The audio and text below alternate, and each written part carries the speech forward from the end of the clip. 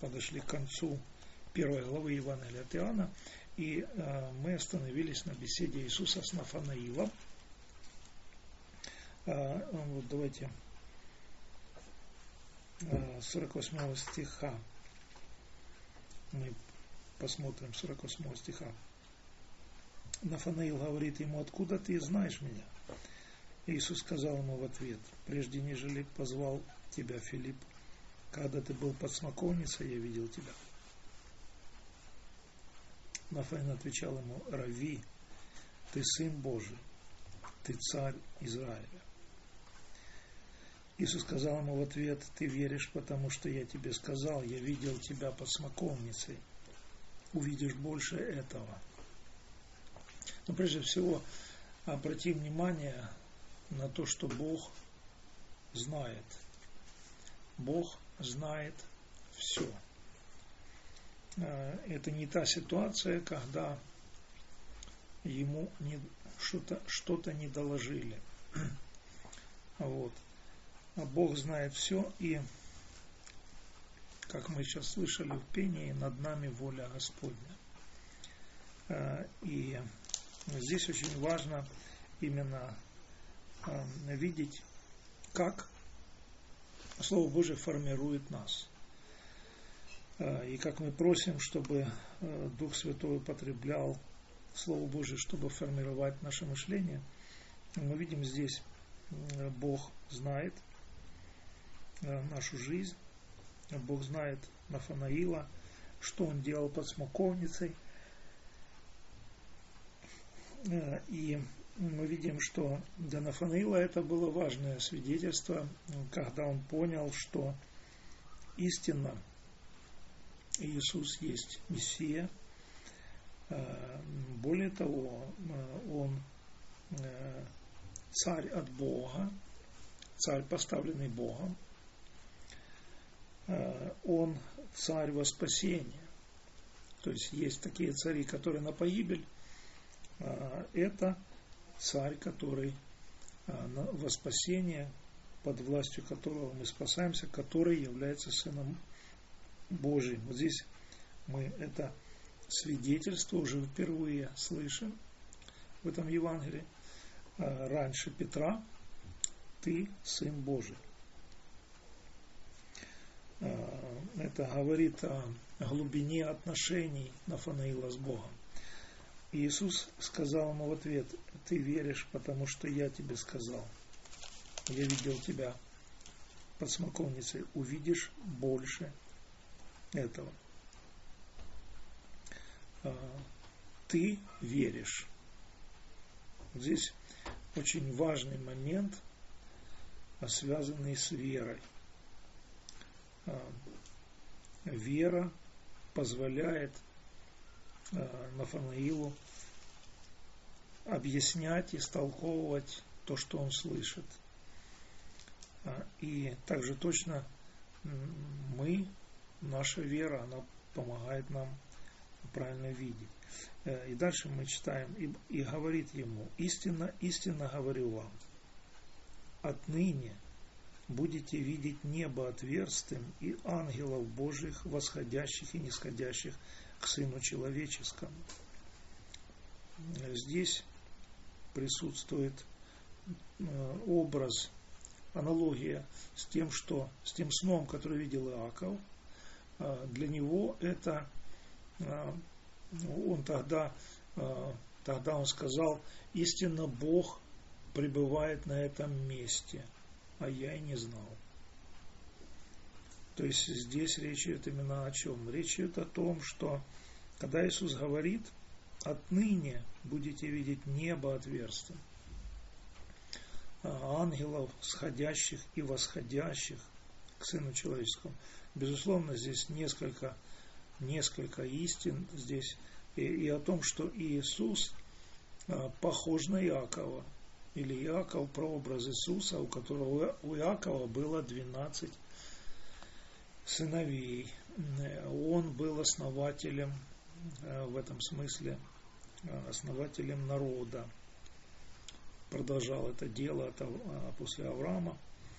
у Иисуса 12 апостолов, и он основатель церкви, нового народа. Это один момент. Второй момент, именно то, что действительно в лице Иисуса Христа Бог сошел на землю, и Он обитал среди людей, как мы читали. Бог обитал среди людей в человеческой плоти. И еще один момент. Иисус любил называть себя Сыном Человеческим. Вообще этот титул, он из книги Даниила, где представлен Сын Человеческий, который подводится к ветхому днями, которому дана власть над народами, вот именно, который является камнем, вот тем самым, который разгромит все царства и наполнит всю землю. Его царство наполнит всю землю. Он тот самый царь, грядущий в мир. 2 глава. На третий день был брак в Кане Галилейской, и мать Иисуса была там. Был также зван Иисус и ученики его на брак. И как не доставало вина, то мать Иисуса говорит ему: вина нет у них. Иисус говорит ей: что мне и тебе, женщина, еще не пришел час мой. Мать его сказала служителям: что скажет он вам, то сделайте. Вообще интересная такая вот ситуация, когда Иисус говорит одно, мать говорит другое. Но вместе с тем мы видим, что явно Мария понимает, что Иисус может изменить ситуацию с недостающим вином. Что скажет он вам, то сделайте. Было же тут 6 каменных водоносов, стоявших по обычаю очищения иудейского, вмещавших по 2 или по 3 меры. И Иисус говорит им: наполните сосуды водой. И наполнили их доверху. И говорит им: теперь почерпните и несите к распорядителю пира. И понесли. Когда же распорядитель отведал воды, сделавшейся вином, а он не знал, откуда это вино, знали только служители, черпавшие воду. Тогда распорядитель зовет жениха. Говорит ему: всякий человек подает сперва хорошее вино, а когда напьются, тогда худшее, а ты хорошее вино сберег до сих пор. Так положил Иисус начало чудесам в Кане Галилейской и явил славу свою, и уверовали в Него ученики Его. Это первое чудо, и это первое чудо свидетельствует о различных вещах.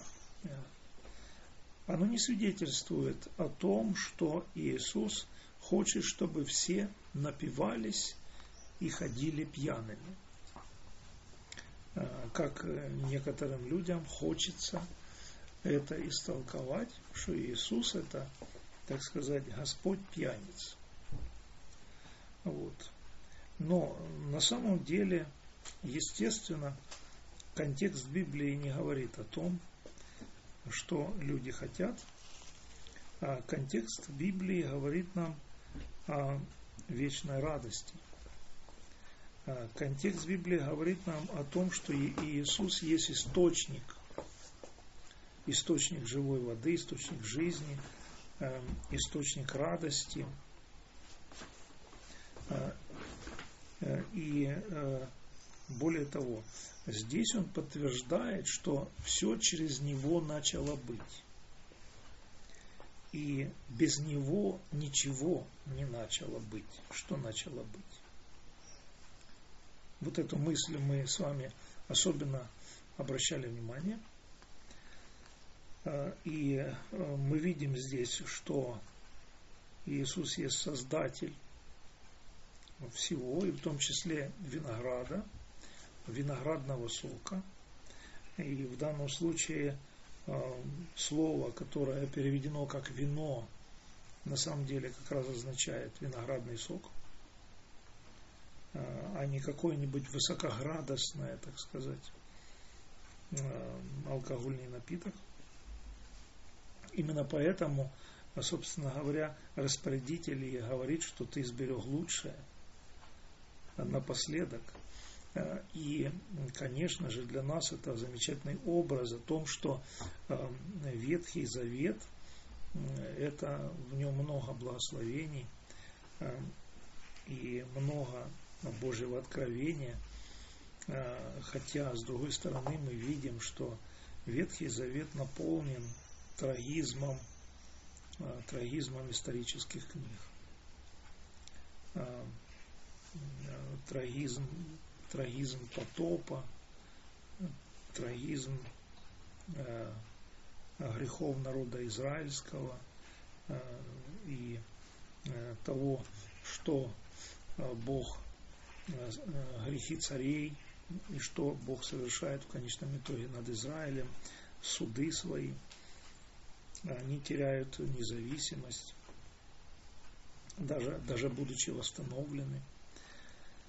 Вот эти все вещи. И вместе с тем мы видим здесь, что Иисус Христос, Он именно как раз напоследок, действительно Бог напоследок приберег лучшее. Новый Завет – это лучшее. Это лучший завет. Он есть служитель лучшего завета, как пишет об этом автор послания евреям. Именно Христос это есть вообще то лучшее, что вообще есть у людей, и что Бог хочет, чтобы люди познавали, полагаясь на помощь Святого Духа, чтобы люди познавали Иисуса Христа и последовали Ему. Вот это все мы видим здесь очень важный момент, и кроме того, очень важна притча Иисуса Христа, помните, о вине, что старое и новое вино, да, и что новое вино в старые мехи не вливают. И именно мы недавно изучали тему о Троице, о сошествии Духа Святого, и именно то, что Дух Святой людей делает новыми людьми, и что Дух Святой сравнивается с вином, но только по принципу, что лучше исполняться Духом Святым, лучше молиться о том, чтобы Дух Святой наполнил истинной радостью, ибо Царство Божие – это праведность, мир и радость во Святом Духе. Лучше молиться о том, чтобы Бог научил радоваться в Духе Святом, нежели искать радости греховные. Итак, здесь мы видим, что Иоанн пишет по поводу того, что чудо Иисуса Христа содействовало тому, что ученики уверовали, но естественно, однозначно, что они веруют, потому что они избраны Богом, потому что с ними работает Дух Святой, Бог открывает им именно, что стоит за этим событием, за этим чудом, потому что много людей они знали или видели чудеса, но это никак их не привело к вере, а наоборот, они эти чудеса истолковывали совершенно превратно. После этого, 12 стих, пришел он в Капернаум, сам и мать его, и братья его, и ученики его, и там пробыли немного дней. Приближалась Пасха иудейская, и Иисус пришел в Иерусалим, и нашел, что в храме продавали волов, овец и голубей, и сидели миновщики денег. и, сделав бич из веревок, выгнал из храма всех, также и овец, и волов, и деньги у миновщиков рассыпал, и столы их опрокинул, и сказал продающим голубей: возьмите это отсюда, и дом отца моего не делайте домом торговли. При этом ученики его вспомнили, что написано: ревность по дому твоему снедает меня. На это иудеи сказали: каким знамением докажешь ты нам, что имеешь власть так поступать? Обратим внимание, что этот вопрос, так сказать, вожди Израиля, они задавали Иисусу и в конце его служения. Мы видим, и в начале, и в конце они задают ему один и тот же вопрос. Они совершенно не меняются даже за все время, за эти годы служения Иисуса Христа. Это только начало, это только первый год служения Иисуса Христа. Они задают вопрос: какой властью? Но потом они будут опять задавать тот же самый вопрос. И интересно, что когда они задают вопрос, какой властью, на самом деле они задают его, что для того, чтобы узнать и понять, и разобраться, какой властью он это делает. Нет. А это риторический, так называемый вопрос, который задается не для того, чтобы узнать, а который задается для того, чтобы сказать, что ты не имеешь права. Мы не верим, что ты имеешь право. Мы не верим, что мы вообще что-то неправильно делаем. Вот здесь как раз очень важный момент такой. Иисус сказал им в ответ: разрушьте храм этот, и я в 3 дня воздвигну его. На это сказали иудеи: этот храм строился 46 лет, и ты в 3 дня воздвигнешь его? А он говорил о храме тела своего. Когда же воскрес он из мертвых, то ученики его вспомнили, что он говорил это, и поверили Писанию и Слову, которое сказал Иисус. Мы видим здесь, все это свидетельствует о том, что ученики, слушая Иисуса, они верили, но были такие моменты, где они не понимали, что же он говорит, или просто не могли поверить в то, что он говорит. Он это говорил, а они не могли поверить, что это так. Почему? Что затрудняло? Затрудняло то, что то,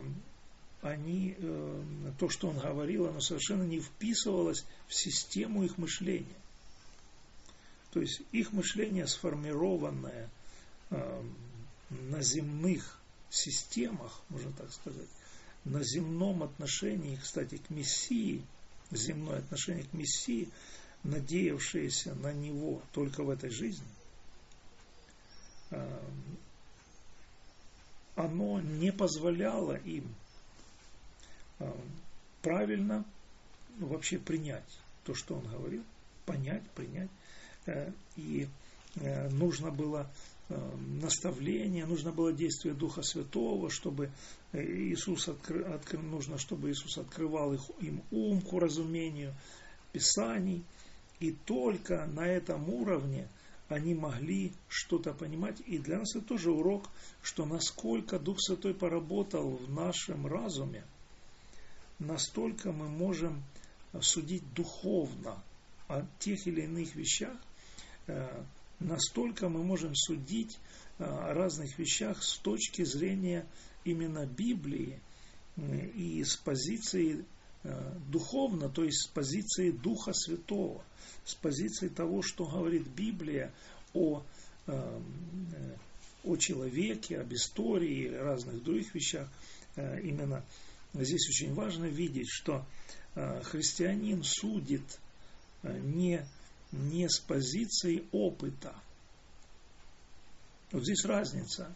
Разница между подходом человеческим, подходом человеческой мудрости. Подход человеческой мудрости, он судит с точки зрения опыта. любого опыта, личного опыта, исторического опыта или еще какого-нибудь опыта. Вот.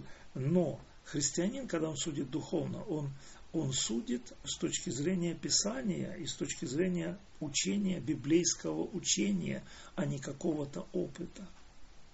И вот именно проблема церкви заключается как раз в том вавилонском подмешивании к Писанию человеческого опыта. И вот именно вся история церкви, она именно связана с тем, что происходит вот это подмешивание. В данном случае в чем выражается это вот действие человеческого опыта?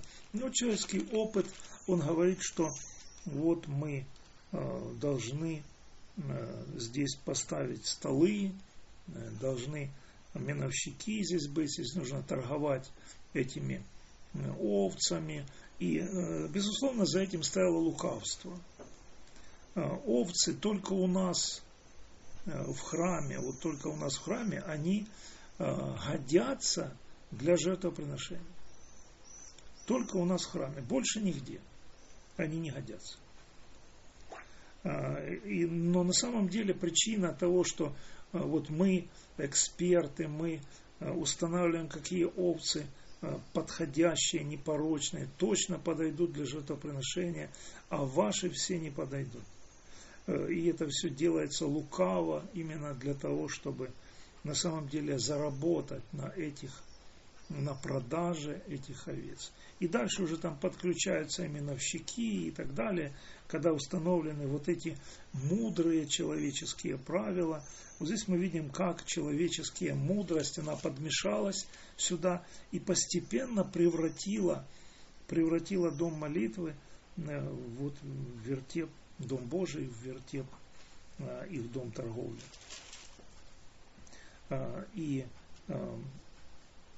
Итак, мы видим здесь, как Иисус, что Иисус делает. Иисус, Он противодействует этому, Он хочет очистить, Он очищает храм, Он изгоняет, и также точно Иисус, живущий в нас, Он тоже нас хочет очистить от различной, от этой человеческой мудрости, от нашего земного, так сказать, от доминирования земного опыта в нашей жизни, чтобы этот земной опыт был подчинен, так или иначе подчинен истине Писания.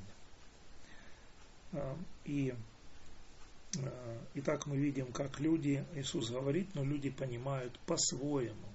Он говорит о своем теле, и они думают об этом храме.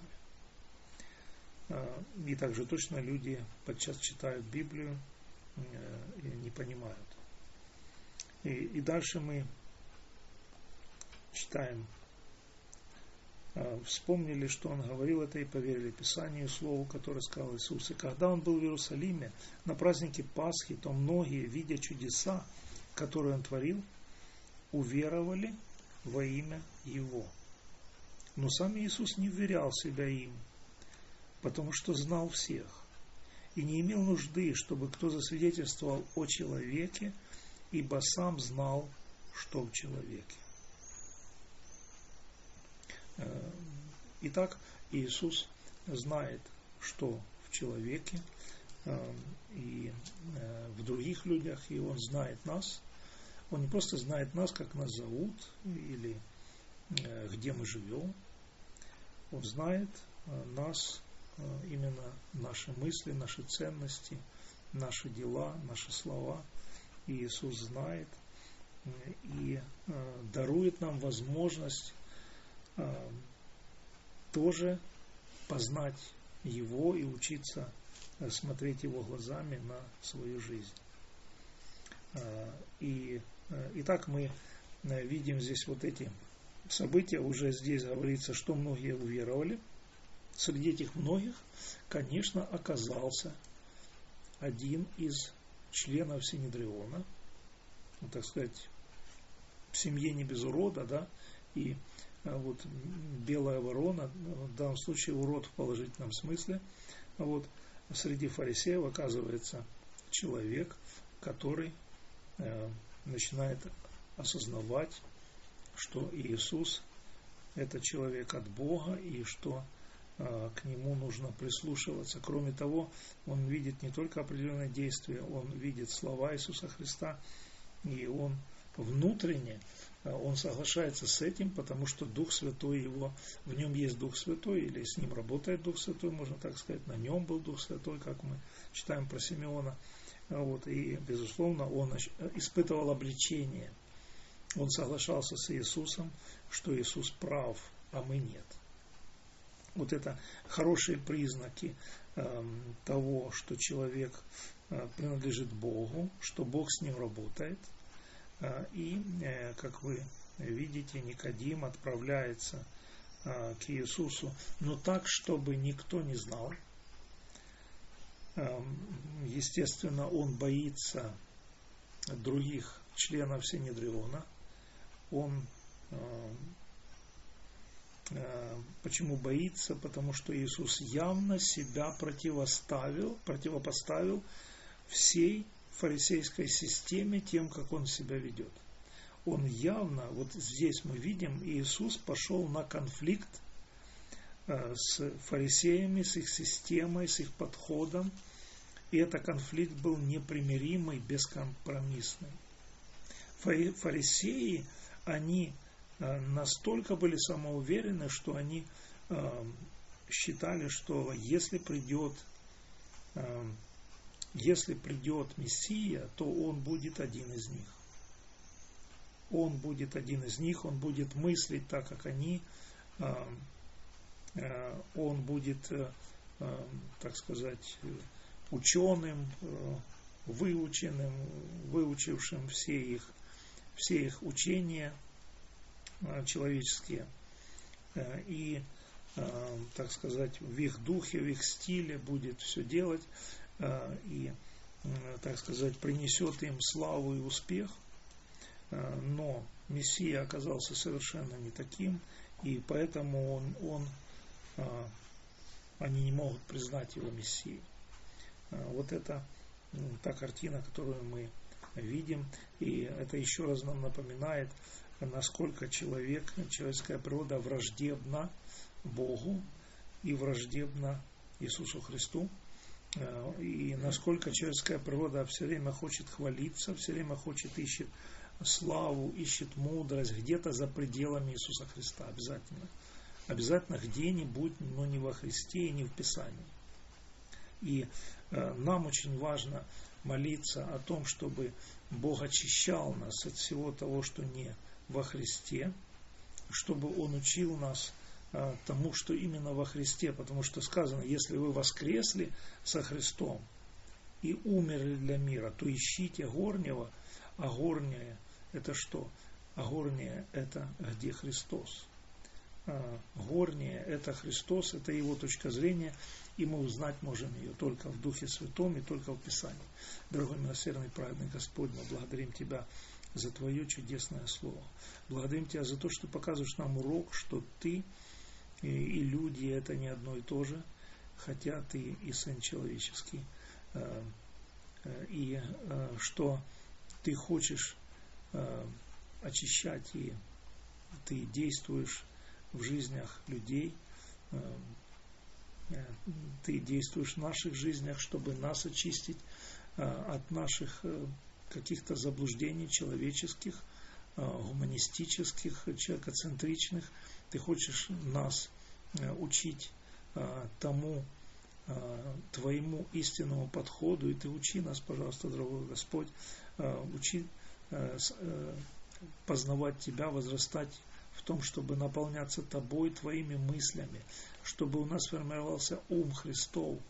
Помоги нам, пожалуйста, дорогой Господь, чтобы мы могли Твоими глазами смотреть на этот мир, на те обстоятельства, и чтобы наше упование твердо покоилось в Тебе, Господи, потому что только Ты Спаситель, только Ты спасаешь, и только Ты даешь мудрость и силу, как правильно жить, с надеждой. Благослови, пожалуйста, в этом каждого из нас, и Ты будь прославлен, Отец, Сын и Дух Святой. Аминь.